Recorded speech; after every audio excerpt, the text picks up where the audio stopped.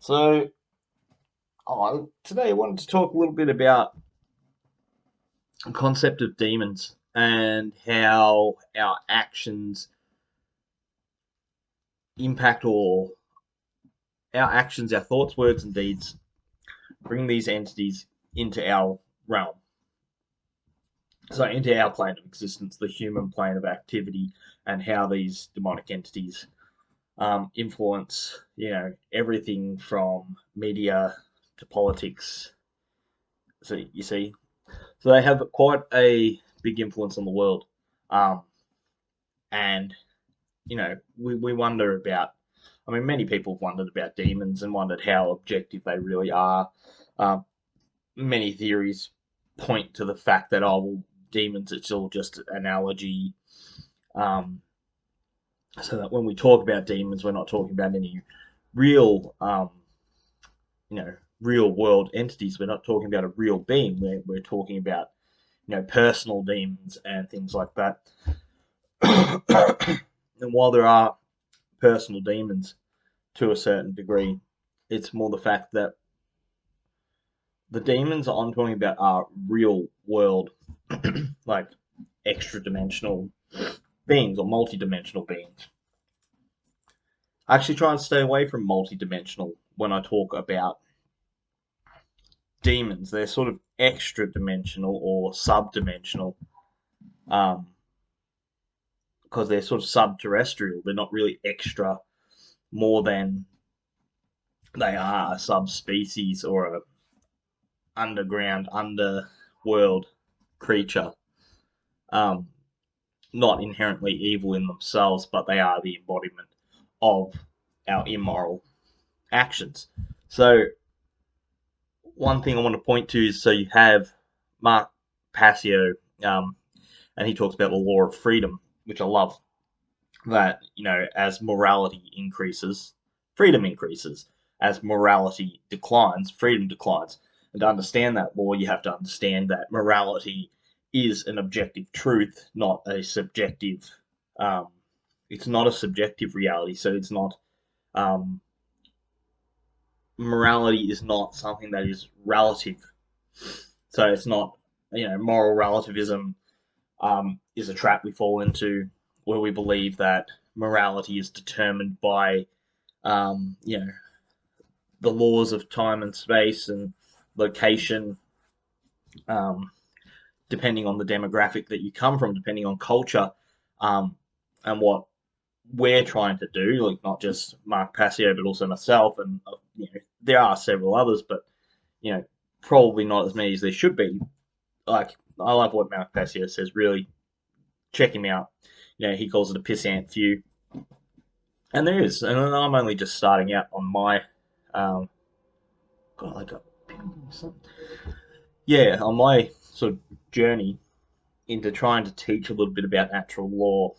We're not going to go into natural law in this, but it all interlinks and it's all entwined. Eventually, it all comes back full circle. And the reason, like, I have started on sort of an investigation more into the um, demonic entity side, and I say demonic, and you probably get this picture in your head of creatures with horns and hooves, and um,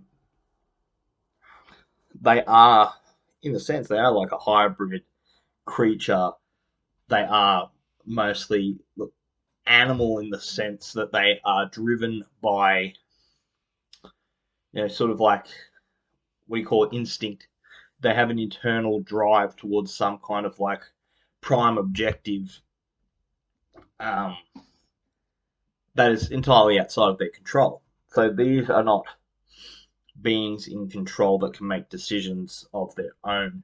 They are simply answering a call. They're following they have a will to hunt and a will to feed and things like that as well. So that's internal, instinctual, very inherent in their being, and that's what these entities are about. They're not an evil being. They don't seek to do bad things to people. They are the embodiment of those bad things that people do. And that's this is my take. This is how I see it. How I've been able to observe it in the world. Um, but understanding that they are a very real threat as well. Like any parasite, like any disease, these beings are very real. They exist and they live, side by side with us. They're honest with us. They are sort of, they attach to our energy bodies and they feed from that direct. So, and we have to give them that energy to feed off of. Otherwise, they cease to exist and die. They fall off like a leech, because they are, you know, in the way that I've actually viewed them clairvoyantly in meditation and in remote viewing circumstances, they do in fact present very leech-like, a lot larger, but they vary in size, but they are very leech-like. They do feed direct from our energy body.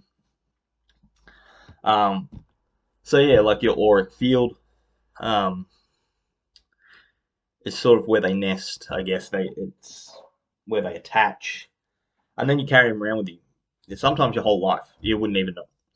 Um, but like I said, so coming back to the law of freedom, Mark Passio has his um, morality increases, freedom increases, morality declines, and freedom declines.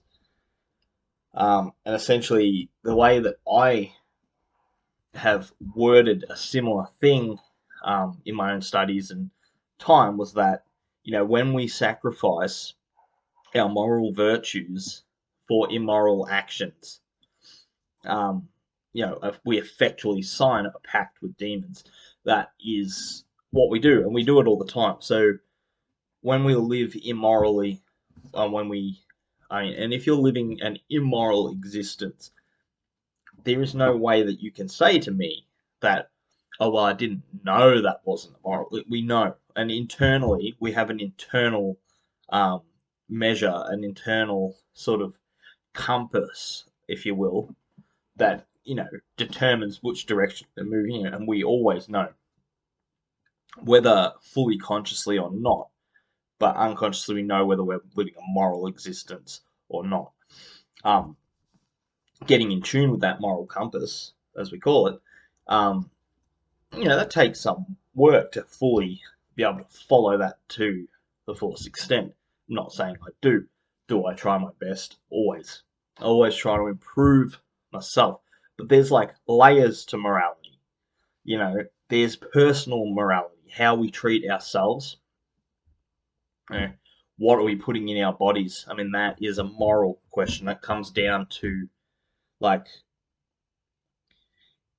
essentially, how we treat ourselves is also another level to morality that isn't as, like, I mean, what we do to ourselves, if it is just self-harming, self-damaging, well, we're going to reap the consequences of that too, and we're going to attract these beings to us in multitudes. You can be the nicest person in the world, you can be the best to everyone else, but if you are truly living immorally in yourself as well, bring it on. You're attracting what you're putting out. You get, subconscious mind is like a mirror or a magnifying glass as well. So it's the mirror and the magnifying glass. It puts in and it projects out exactly what you put out. You get back, often tenfold. So yeah, seeing that it is moral action that really makes the difference. So learning to live a moral life. And when we look at morality, we'll essentially see that what is moral is, moral action or right action is actions that do not cause harm to another person, do not cause offense or to another person, you know, like physical harm. I mean, those tenets are sort of laid down for us from the very beginning, very earliest times in the most ancient texts, aren't they? I mean, we have the Ten Commandments, whether you're Christian or not, and I'm effectively I'm not Catholic, Christian. I don't sort of prescribe or ascribe myself to any religious dogma, but you can see the importance or you can see the value in some of these ancient texts. And when you look at the Ten Commandments and you really focus on, um, I relay them back to the tree of life because I mean I use Kabbalah in my own practices, so we relay them back to my very poorly drawn tree of life, but still, we relay them back to this, and you have the Ten Commandments and the Ten Sephirot. But yeah, so following those isn't hard, and I think the main thing, if we look at it, is that thou shalt not murder, thou shalt not commit adultery, thou shalt not this, thou shalt not that. And there's interesting things in that. That's a whole nother world, and I don't feel like now's the time to go into. But we just look at the basics that the basic one, and I think the most important one that we have is thou shalt not steal.